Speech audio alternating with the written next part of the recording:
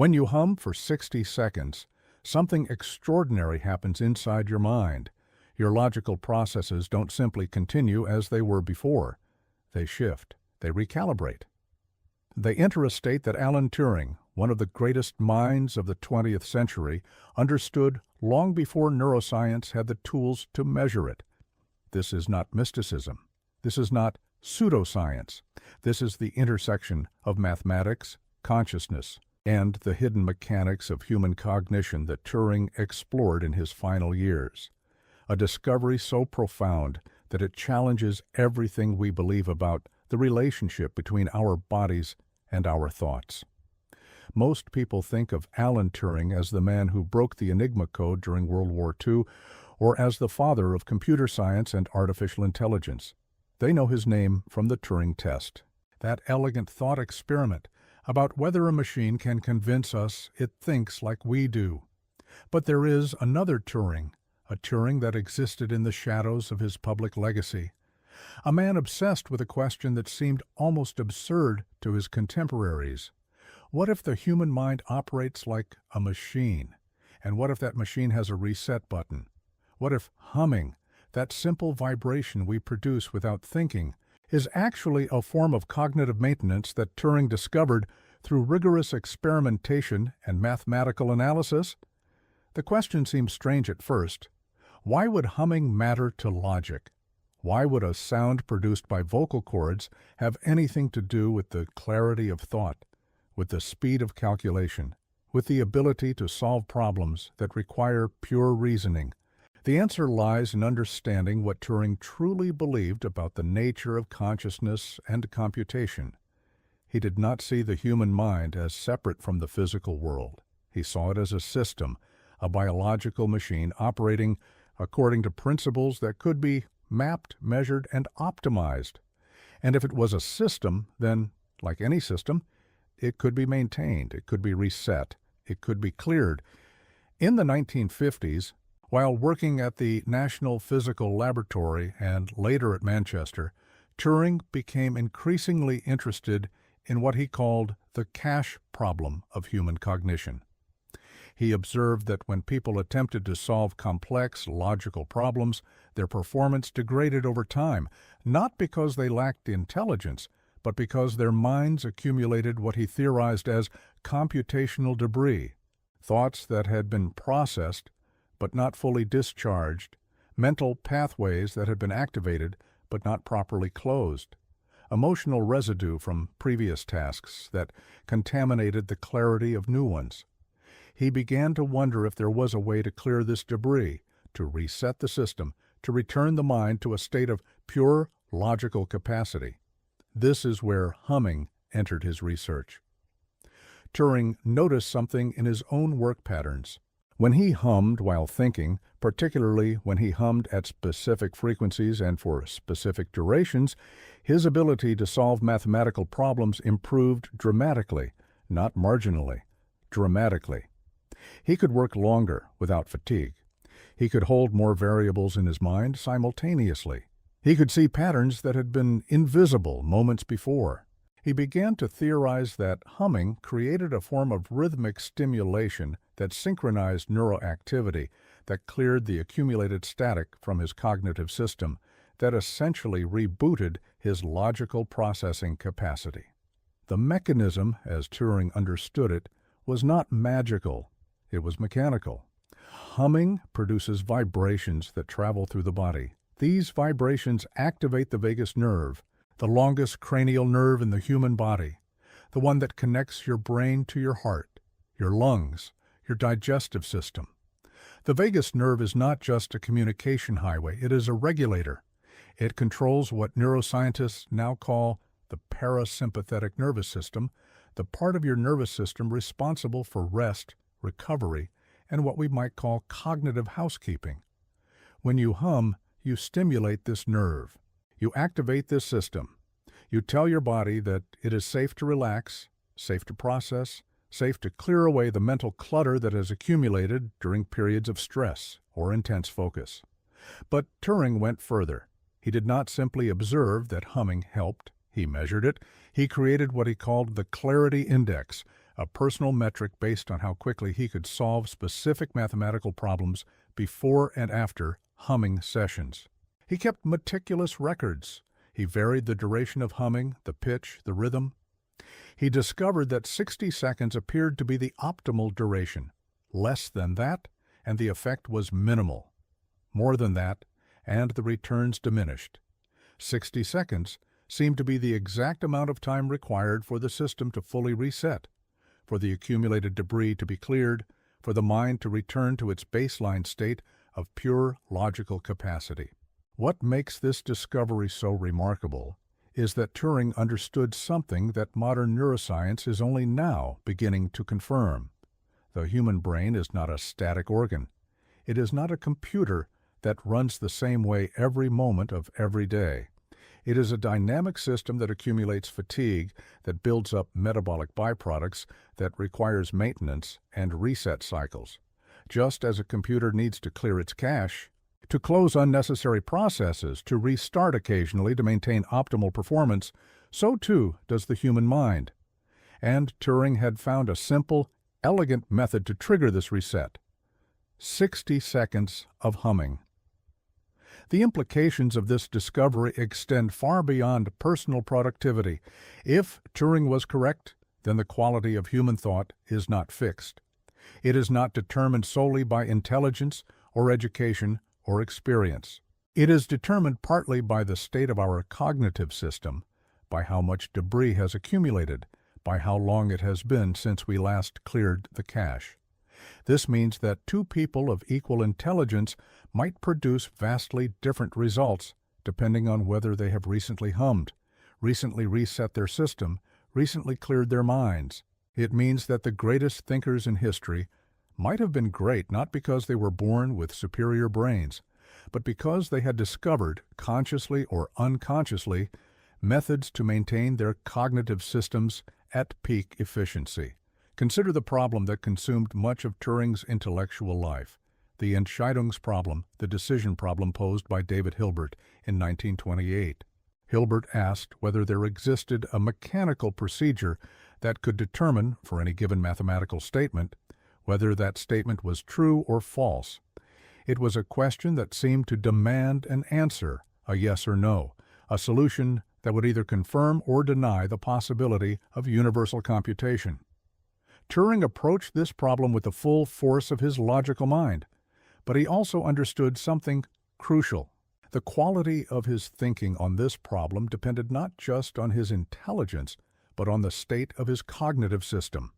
He needed to be able to hold multiple layers of abstraction in his mind simultaneously. He needed to see patterns that emerged only when the mind was operating at peak clarity.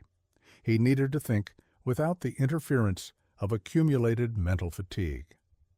When Turing finally produced his answer, when he demonstrated through the concept of the Turing machine that no such universal procedure could exist, that there were problems that no algorithm could solve, he had not just solved a mathematical puzzle. He had revealed something fundamental about the nature of computation itself. And the clarity required to make that leap, the ability to see beyond the conventional thinking of his time, may well have depended on his ability to maintain his cognitive system through practices like the 60-second humming reset.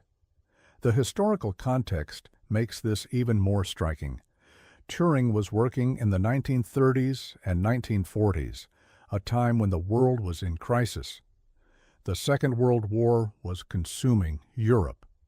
The foundations of mathematics itself seemed to be crumbling under the weight of Gödel's incompleteness theorems, which had demonstrated that any consistent mathematical system would contain true statements that could not be proven within that system. The intellectual landscape was one of uncertainty and paradox. In such an environment, the ability to maintain clarity of thought, to reset one's mind, to approach problems with a freshly cleared cognitive cache, would have been invaluable. At Bletchley Park, where Turing worked on breaking the Enigma code, the pressure was immense. The stakes were literally the lives of soldiers, the outcome of battles, the course of the war itself. The Enigma machine produced over 150 million possible settings for each message. The human mind had to find patterns in this chaos, had to see through the noise, had to maintain absolute logical clarity under conditions of extreme stress. Turing's colleagues reported that he would sometimes step away from his work, hum quietly for a minute or so, and then return to his calculations with renewed focus and energy. They attributed it to eccentricity. They did not understand that he was performing cognitive maintenance, that he was clearing his mental cache, that he was resetting his logical processing system to its optimal state. The discovery of the 60-second humming reset reveals something profound about the relationship between body and mind, between the physical and the logical. We tend to think of logic as something purely mental, something that exists in the realm of pure thought, untouched by the physical world. But Turing understood that this is a false dichotomy. Logic is not separate from the body, it emerges from the body, it depends on the body. The quality of our logical thinking depends on the state of our nervous system, on the accumulation of metabolic byproducts in our brain, on the degree to which our cognitive system has been maintained and reset. This understanding connects to other discoveries that Turing made or anticipated. His work on morphogenesis, on how patterns emerge in biological systems, suggested that he saw the human body and mind as integrated systems governed by mathematical principles. His Turing test, that famous thought experiment about machine intelligence, was not really about whether machines could think. It was about what thinking actually is, about whether the quality of thought could be measured and replicated, about whether the human mind was fundamentally different from a machine, or simply a more complex version of the same basic principles. The implications for modern life are staggering. We live in an age of constant stimulation, constant input, constant demands on our attention and our cognitive resources. Our minds are accumulating debris at an unprecedented rate. We are never clearing our mental cache. We are never resetting our logical processing systems. We are running our minds like computers that have been on for weeks without a restart, accumulating more and more background processes, more and more clutter, more and more interference with our ability to think clearly. And Turing's discovery offers us a simple solution: 60 seconds of humming, a reset button for the mind, a way to return to clarity. But there is more to this discovery than simple productivity optimization. There is something almost spiritual about it, though Turing would have rejected that characterization. When you hum for 60 seconds, when you feel the vibration moving through your body, when you sense the shift in your mental state as the debris clears and clarity returns, you're experiencing something fundamental about what it means to be human. You are experiencing the integration of body and mind, the way that physical action can influence thought, the way that consciousness is not something separate from the material world, but deeply embedded in it. The question that Turing left unanswered, the question that haunted his final years, was whether this reset mechanism could be automated, whether a machine could be designed to produce the same effect, whether artificial intelligence could achieve the same clarity of thought that humans could achieve through humming. If consciousness is indeed a form of computation, if thought is indeed a mechanical process, then in theory, a machine could be designed to clear its own cache, to reset its own systems, to achieve the same state of optimal logical clarity. But would that machine be conscious? Would it understand what it was doing? Or would it simply be executing a program, producing the appearance of clarity without the reality of it?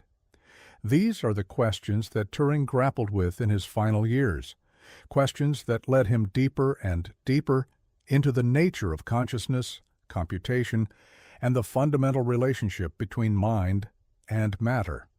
And at the center of all these questions was a simple observation: when you hum for 60 seconds, something changes. Your logic becomes clearer, your thinking becomes sharper, your mind becomes more capable of solving problems that seemed impossible moments before. This is not magic. This is not pseudoscience. This is the hidden discovery that Turing made, the secret that he understood about the nature of human cognition, the reset button that exists within each of us, waiting to be pressed. The practical applications are immediate and profound. Students preparing for exams could use the 60-second humming reset to clear their minds before tackling difficult problems. Scientists and mathematicians could use it to maintain peak cognitive clarity during long research sessions. Anyone engaged in complex problem-solving and creative thinking in any task that demands the full capacity of the logical mind could benefit from understanding and applying Turing's discovery. But more than that, understanding this discovery changes how we think about ourselves. It reveals that we are not fixed entities, that our cognitive capacity is not static, that we have the power to reset ourselves, to clear away the accumulated debris, to return to a state of pure, logical clarity. What happens to your logic when you hum for 60 seconds? Everything changes. The accumulated mental fatigue dissolves. The background noise of unprocessed thoughts quiets. The pathways of your mind clear. You return to baseline, to the state of optimal cognitive function, to the moment before the debris began to accumulate. You experience for a brief moment what Turing experienced, the clarity of pure thought, the power of a mind operating at its full capacity, the extraordinary potential that exists within each human being when the system is properly maintained and reset. This is Turing's hidden discovery, the secret he left behind, the gift he gave to anyone willing to understand that the human mind, like any machine, requires maintenance, requires reset, requires the simple act of humming for 60 seconds to return to its truest and most powerful state. But here is what makes this discovery so dangerous, so revolutionary, and so deliberately hidden from the mainstream understanding of cognitive science.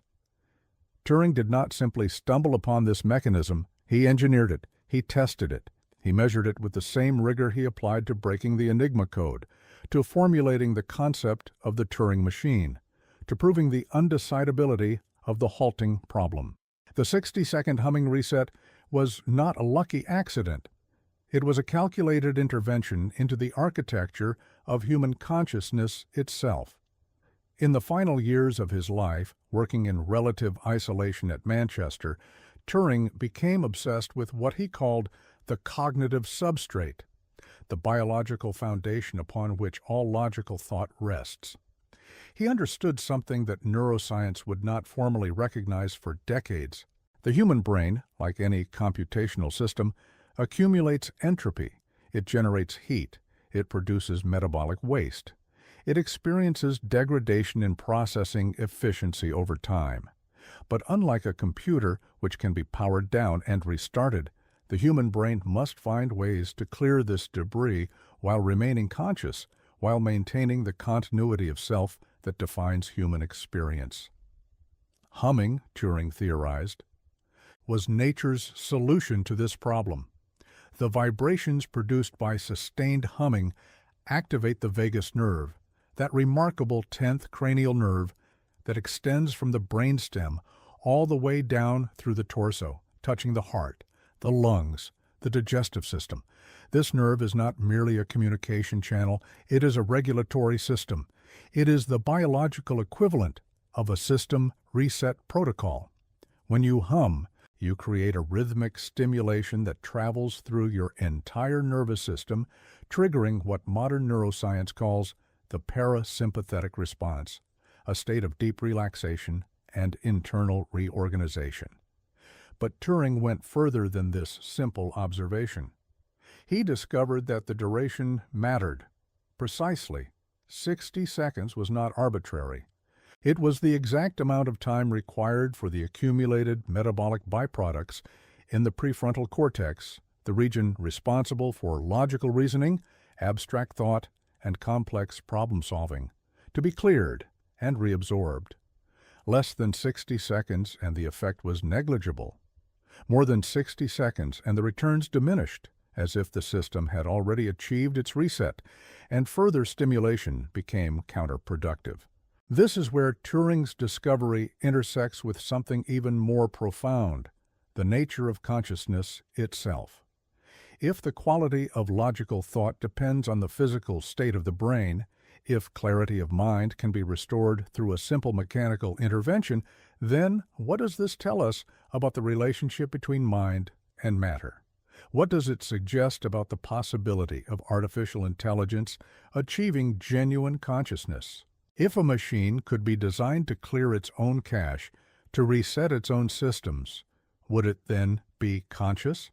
Would it understand what it was doing, or would it simply be executing a program? These questions haunted Turing in his final years. He had proven through the concept of the Turing machine that any computable problem could be solved by a sufficiently complex algorithm.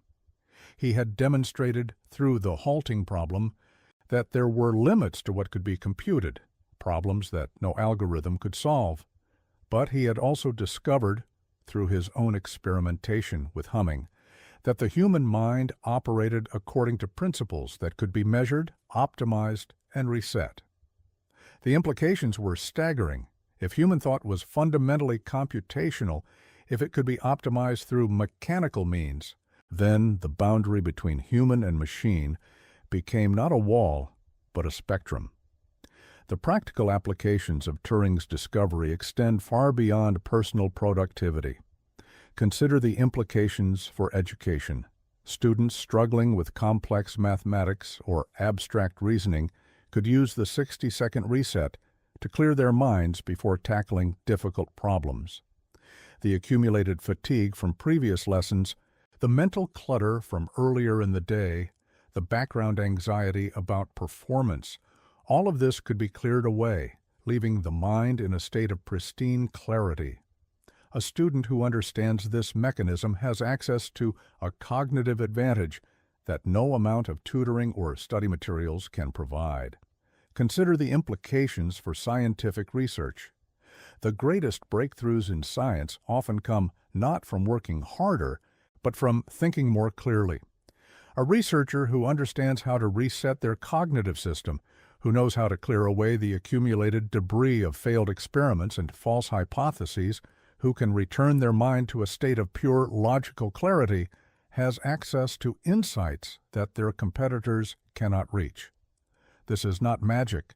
This is not pseudoscience.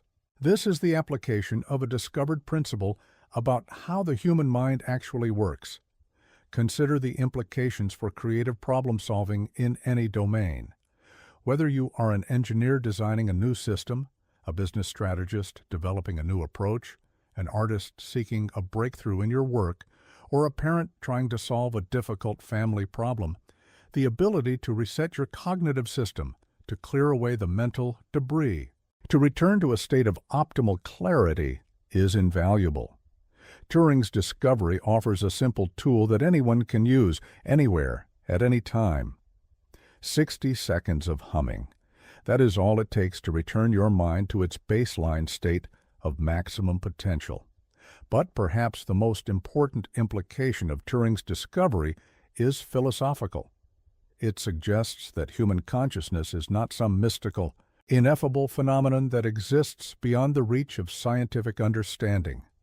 It suggests that consciousness, like any other biological system, operates according to principles that can be discovered, understood, and optimized. It suggests that we are not prisoners of our own minds, subject to the whims of fatigue and accumulated mental clutter. We have agency, we have tools, we have the power to reset ourselves, to clear away the debris, to return to clarity. This is the hidden discovery that Turing left behind, not in published papers or formal presentations, but in his own practice, in his own notebooks, in the testimony of those who worked with him and observed his methods.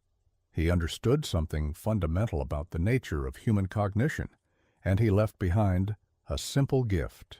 The knowledge that 60 seconds of humming can return your mind to its truest and most powerful state. In a world that constantly demands more from our minds, that accumulates more and more mental debris with each passing day, that pushes us toward burnout and cognitive exhaustion, Turing's discovery offers something precious, a reset button, a way to return, a path to clarity.